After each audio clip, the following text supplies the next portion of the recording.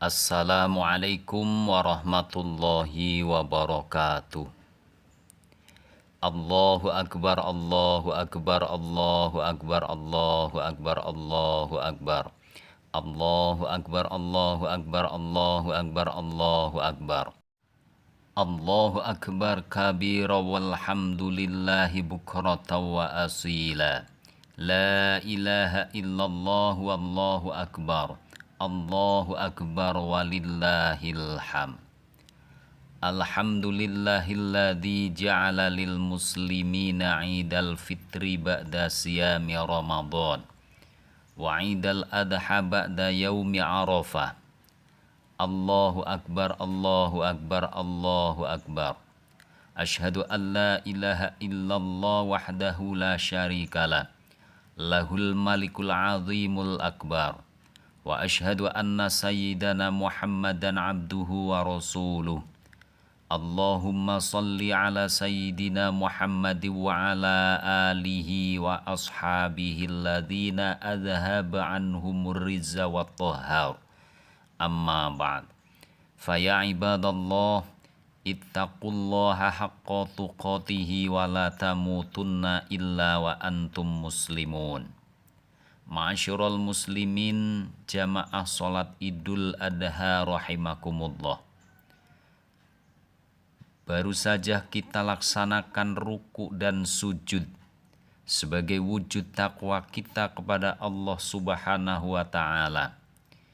Kita agungkan namanya. Kita gemakan takbir dan tahmid sebagai pernyataan dan pengakuan atas keagungan Allah Subhanahu wa ta'ala. Takbir yang kita ucapkan bukanlah sekedar gerak bibir tanpa arti, tetapi merupakan pengakuan dalam hati, menyentuh dan menggetarkan relung-relung jiwa manusia yang beriman. Allah Maha Besar, Allah Maha Agung. Tiada yang patut disembah kecuali Allah. Hadirin jamaah Idul Adha yang dimuliakan Allah. Idul Adha merupakan salah satu momentum yang luar biasa dalam sejarah umat manusia. Dalam hari raya Idul Adha terdapat kisah Nabi Ibrahim yang diperintahkan Allah untuk menyembelih anaknya Nabi Ismail alaihi salam. Drama yang dibuat oleh Allah Subhanahu wa ta'ala ini tentu bukan kebetulan semata, melainkan ada nilai-nilai yang harus dijadikan pedoman manusia agar selamat di dunia hingga di akhirat kelak. Idul Adha berawal dari kisah Nabi Ibrahim yang mendapatkan titel kehormatan yaitu Khalilullah ataupun kekasih Allah. Setelah mendapatkan gelar itu ternyata malaikat bertanya kepada Allah Subhanahu wa ta'ala, "Ya Tuhanku, mengapa engkau menjadikan Ibrahim sebagai kekasihmu?" Padahal ia disibukkan oleh urusan kekayaan dan keluarganya. Allah berfirman, "Jangan menilai hambaku Ibrahim ini dengan ukuran lahiriah. Tengoklah isi hatinya dan amal baktinya." Ma'asyiral muslimin jamaah salat Idul Adha rahimakumullah.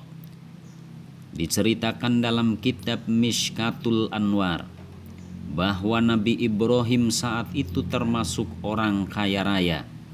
Dalam kitab ini disebutkan bahwa beliau mempunyai 1000 ekor domba, 300 lembu, dan 100 ekor unta.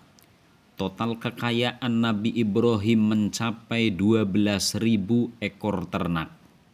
Kemudian pada suatu hari ada seseorang bertanya kepada Nabi Ibrahim, "Milik siapa ternak sebanyak ini?" Nabi Ibrahim menjawab, "Kepunyaan Allah, tapi kini masih milikku. Sewaktu-waktu bila Allah menghendaki, maka akan kuserahkan semuanya. Jangankan cuma ternak, bila Allah meminta anak kesayanganku, niscaya akan aku serahkan juga. Ibnu Katsir dalam tafsir Al-Quranul Azim mengemukakan bahwa pernyataan Nabi Ibrahim itulah yang kemudian dijadikan bahan ujian, yaitu Allah menguji iman dan takwa Nabi Ibrahim melalui mimpinya yang hak, agar ia mengorbankan putranya yang kala itu masih belia, anak yang elok rupawan, sehat lagi cekatan ini, supaya dikorbankan dan disembelih dengan menggunakan tangannya sendiri. Peristiwa dramatis itu direkam dalam Al-Quran surat As-Sofar ayat 102.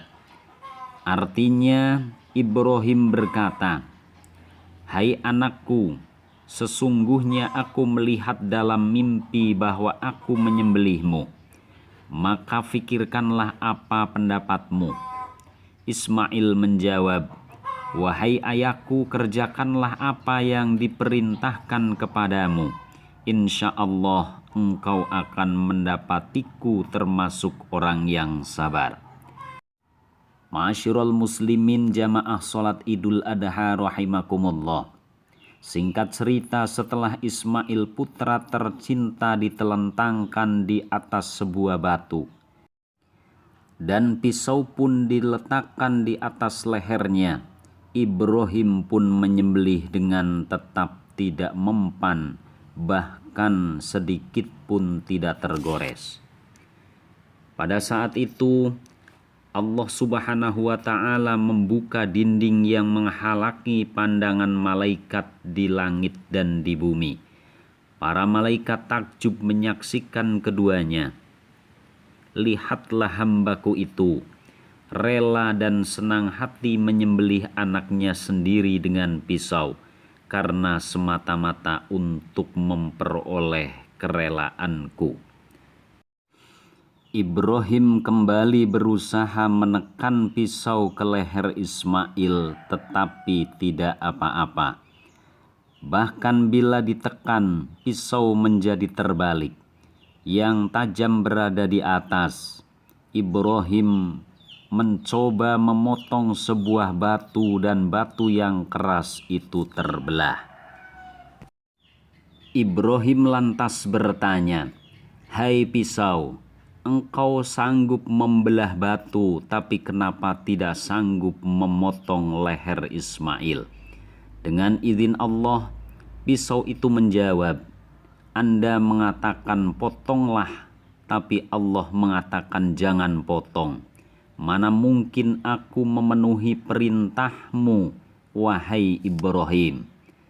Bersamaan dengan hal itu, Allah Subhanahu wa ta'ala memerintahkan Jibril untuk mengambil seekor gibas ataupun domba dari surga sebagai gantinya. Dan Allah Subhanahu wa ta'ala berseru untuk menghentikan Ibrahim. Allah telah meridhoi ayah dan anak memasrahkan tawakal mereka. Sebagai imbalan keikhlasan mereka, Allah mencukupkan dengan penyembelihan seekor kambing sebagai korban. Sebagaimana diterangkan dalam Al-Quran surat As-Saffat ayat 107 sampai 110. "Wa fadainahu bidibhin azim." Dan kami tebus anak itu dengan seekor sembelihan yang besar. "Wa tarokna alaihi fil akhirin."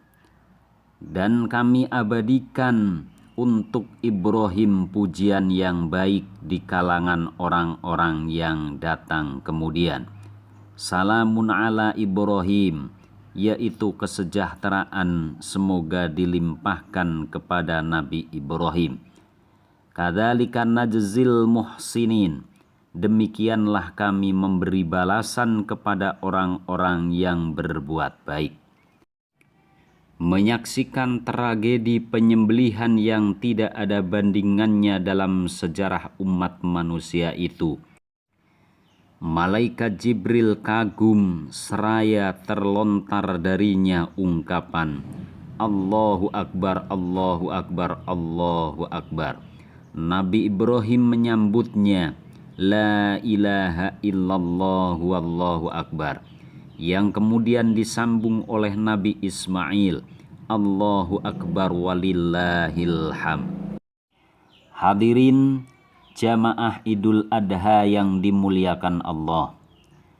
Hikmah yang bisa kita ambil dari kisah Nabi Ibrahim dan Nabi Ismail ini, 3 di antaranya adalah: pertama, taat kepada Allah Subhanahu wa Ta'ala.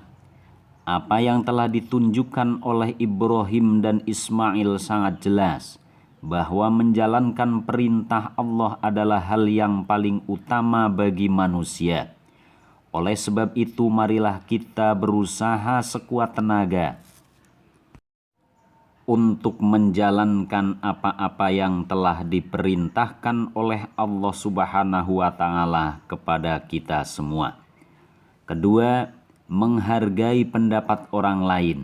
Ketika hendak menyembelih sang anak, Ibrahim bertanya terlebih dahulu tentang pendapat Ismail. Secara tidak langsung, Nabi Ibrahim memberikan contoh kepada umat manusia agar tidak mengedepankan ego masing-masing sekalipun anak sendiri. Cara yang benar bukan memaksa, tetapi musyawarah untuk menghargai pendapat. Baik dalam keluarga, kelompok maupun organisasi harus saling menghargai. Segala sesuatu dipecahkan dengan jalan musyawarah, bukan mengedepankan ego dan kepentingan masing-masing. Ketiga, saling berbagi. Daging kurban yang sudah disembelih kemudian dibagikan kepada saudara, tetangga kanan kiri, terutama bagi fakir miskin. Kita diajari oleh Nabi Ibrahim dan Ismail betapa pentingnya peduli kepada sesama. Tidak hanya berbagi dengan hewan kurban saja, melainkan tenaga, pikiran, bahkan uang bisa kita berikan kepada orang-orang yang ada di sekeliling kita. Terlebih di saat pandemi seperti ini, spirit Idul Adha harus kita terapkan sebagai wujud iman dan takwa kepada Allah Subhanahu wa Ta'ala. Mudah-mudahan kita semua dimampukan oleh Allah untuk berkurban untuk taat kepada Allah Subhanahu wa Ta'ala dan peduli kepada sesama. Amin, amin ya rabbal alamin. A'udzu billahi minasyaitonir rajim. Bismillahirrahmanirrahim. Inna a'tainakal kautsar fasholli li rabbika wanhar. Inna syani'aka huwal abtar. Barakallahu li walakum fil Qur'anil azim wa nafa'ani wa iyyakum bima fihi minal ayati wa dzikril hakim wa taqabbal minni wa minkum tilawatahu innahu huwas samiul alim fastaghfiru innahu huwal ghafurur rahim. Allahu Akbar, Allahu Akbar, Allahu Akbar, Allahu Akbar, Allahu Akbar, Allahu Akbar, Allahu Akbar. Allahu Akbar kabir walhamdulillahi katsira wa subhanallahi bukratan wa asila. La ilaha illallah wallahu akbar. Allahu Akbar walillahil hamd. Alhamdulillahi hamdan katsiran kama amar. Ashhadu an la ilaha illallah wahdahu la syarika lahu irghaman liman jahada bihi wa kafar. Wa ashhadu anna sayyidana wa nabiyyana Muhammadan sayyidul khalaiki wal bashar. Allahumma salli wa sallim wa barik ala abdika wa rasulika sayyidina Muhammad wa ala alihi wa ashabihi wa sallama tasliman katsira. Amma ba'd. Faya ayyuhan nas ittaqullaha waf'alul khairati wajtanibu anis sayyiat. Qala Allahu ta'ala fi kitabihil karim, innallaha wa malaikatahu yusholluna 'alan nabi ya ayyuhalladzina amanu shallu 'alaihi wa sallimu taslima.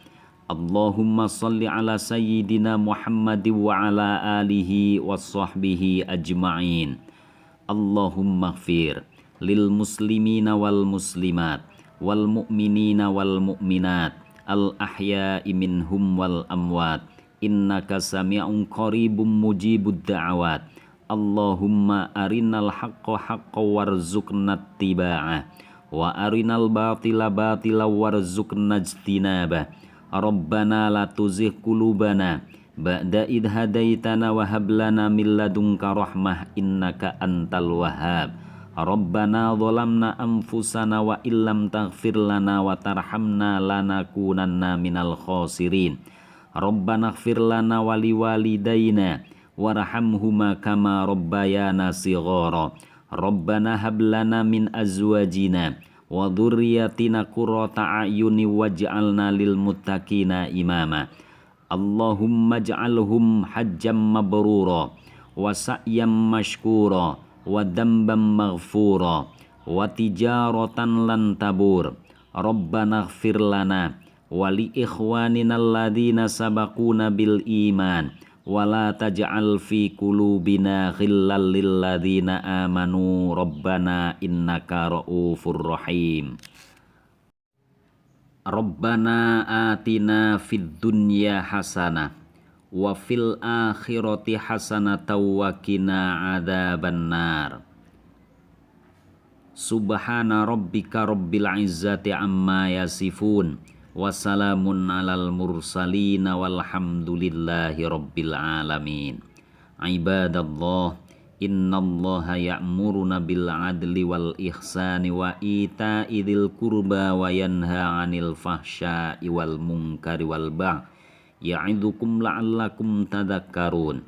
Wadhkurullahal azim yadhkurukum washkuruhu ala ni'amihi yazidkum wa la dzikrullahi akbar.